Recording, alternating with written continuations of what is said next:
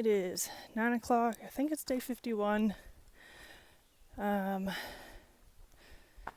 Three guys showed up after kind of started setting up camp, which wasn't an issue, except I don't understand why men are always spitting everywhere. It's disgusting, and you're making me listen to it. And look at it. Not quite 2.5 miles from mile 300. Did not storm last night. And the new forecast looks like it's a low chance of storms today. So it might not rain at all, or it might rain for a very short amount of time. It probably won't rain until after I get over this, I'm not sure if it's a ridge walk, but it's kind of, been told it's kind of exposed. So that's what's on the menu today. I'm going to see how far we get, because I've also heard this is like a rock scramble area. White Rock Cliff is back here. It's kind of foggy out, so I'm not sure if there'll be any kind of view. There's more down there to go to, but it looks really foggy over there. This is about the only view there is.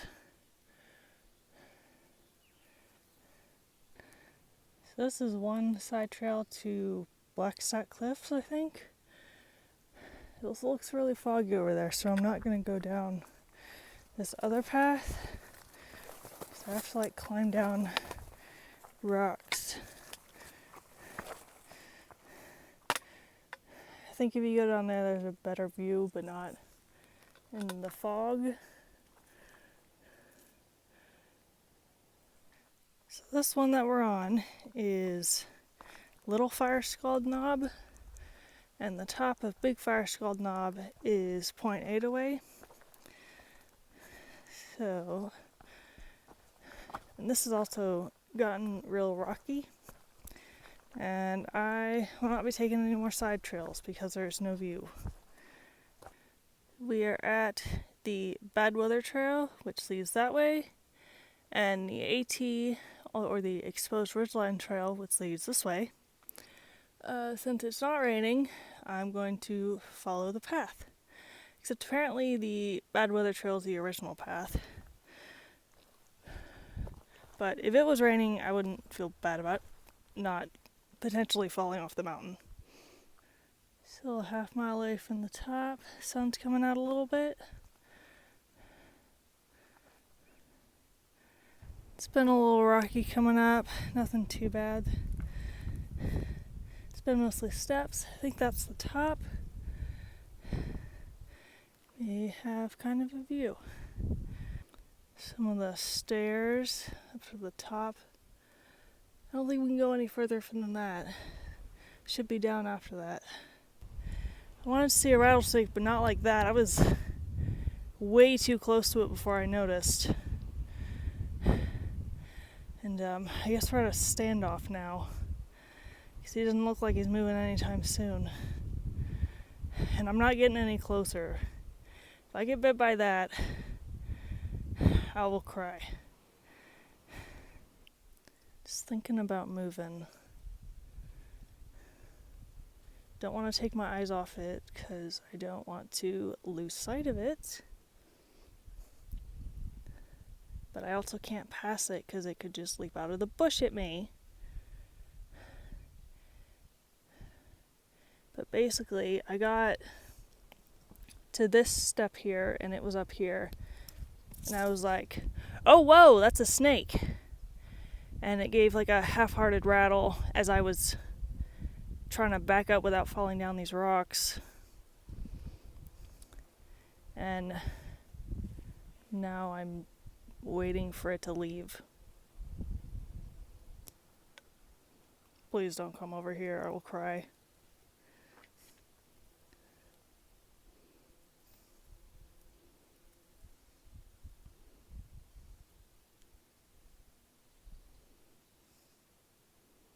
This is probably even still too close to it, but I don't want to not know where it is. And he's being chill right now.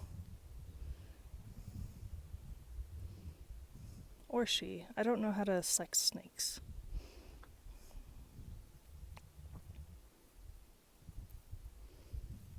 My dude, I need you to move a little further off, please.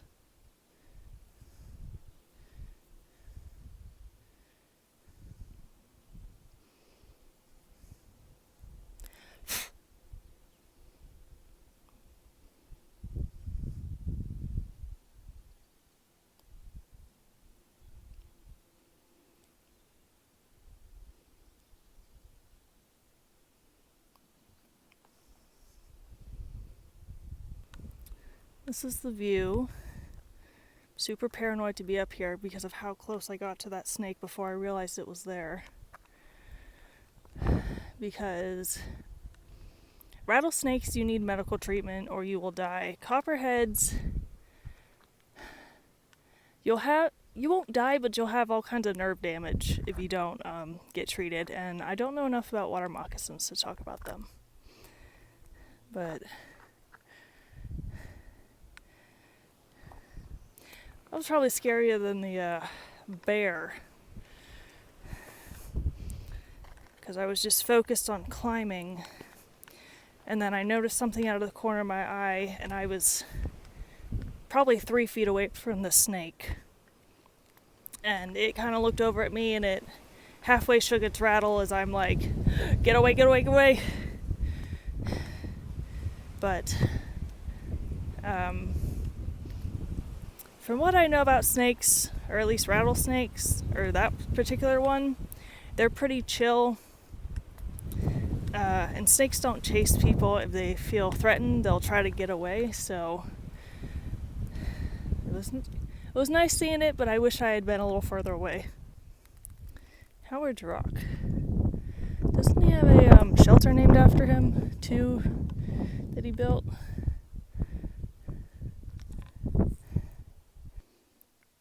This has all kinds of awesome views. This looks like it's getting a little bit more technical here. Oop. What in the world?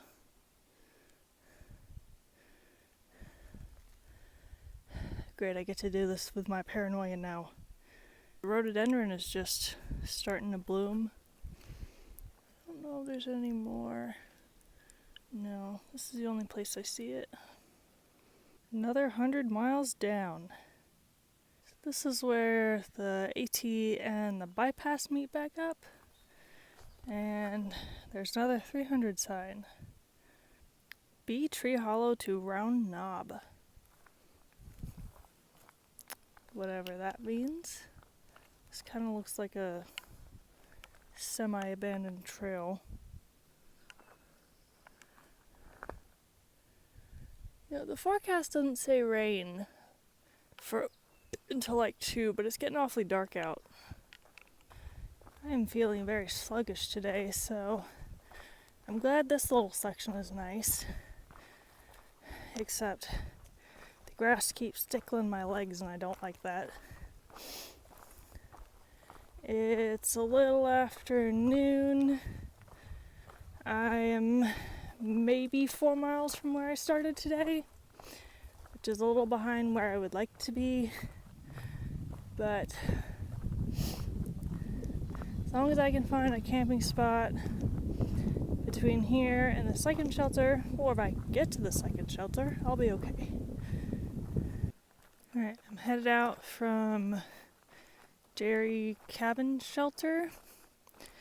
It's 2 miles to the top of this mountain, and then it's mostly downhill from there to the shelter. Also feels like it's going to be a pretty hot walk up. Tomorrow's also supposed to be super hot. I don't know what I'm going to do then. This is 1.1 miles from the top. Now we're exposed to the sun.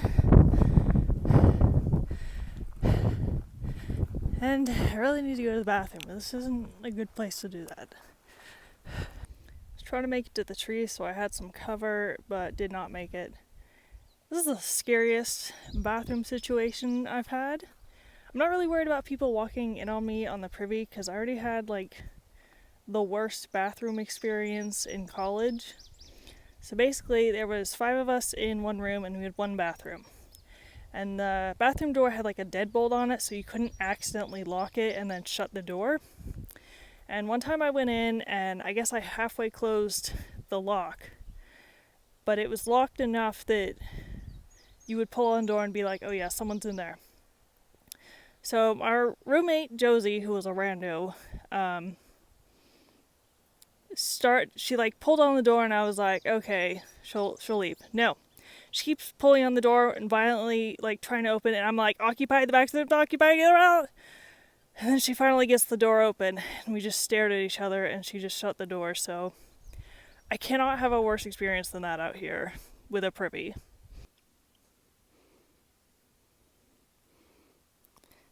Some really big rocks. Kind of look like feet. At least the one on the right does. 0.4 from the top now, but it seems like it's going to be fairly steep all the way up, and the tickly grass is back.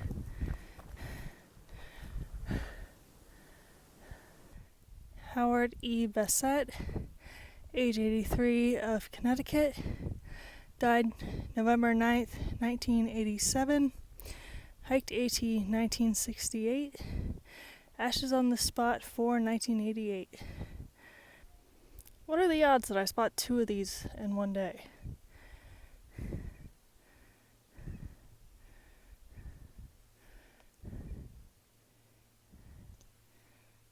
Zoom in. You stay over there.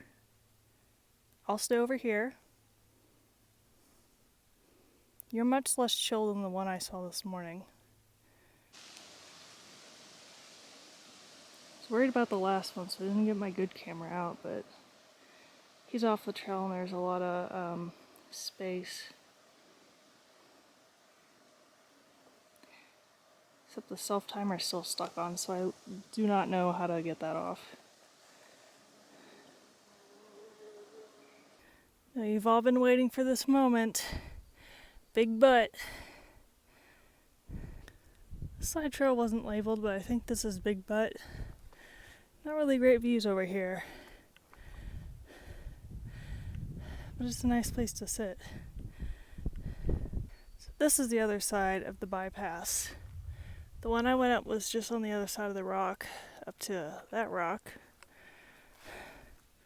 The sky's looking a little dark, so I'm gonna keep moving on. So I just looked at the time, it is 4 o'clock. The shelter is still 5 miles away. So I mean, that's probably doable, but at the same time, do I want to do that? The shelter is still a little over 3.5 miles away. This section has been pretty nice, but I know it's gonna get, there's a steep down and then a steep up, a little tiny steep up, and then the shelter. So I'm still hoping to get there, but I'm also still feeling really sluggish. Up a short side trail are these graves. There's David Shelton, Millard F. Hare,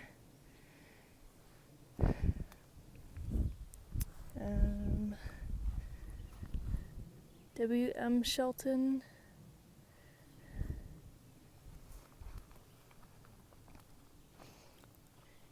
erected by H.D. Hare Jr., E.W. Fletcher Jr., J.A. Hare, Newsome, G.E. Riddle, and the rest of the descendants of Millard Hare. I believe the story behind these is that these were Union soldiers home from, I guess, taking a break from the war, and they came back to visit their family where they were ambushed and killed.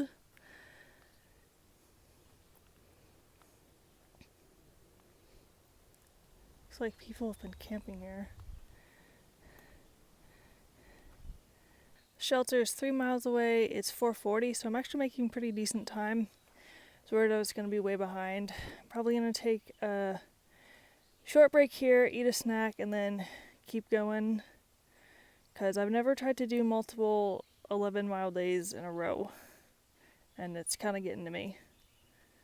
Like, y'all know I'm a vegan, but I'm about to buy the strongest insecticide I can find. They are just absolutely eating me alive. Like, this is crazy. There's a sign down here for them, and then it's a super short trail up there. It's time to keep moving. Ooh, let's roll.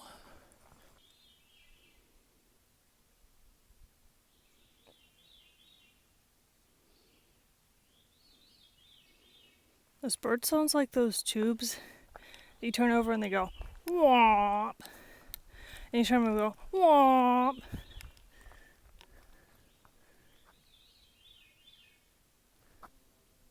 Why is there just a tire in the ground here? Is there a road nearby?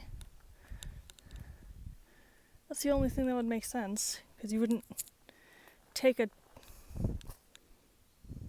It's like a manhole cover? Or just the rim? It's a whole tire. Far out says there's a dirt road somewhere around here, and I am now 1.9 from the shelter.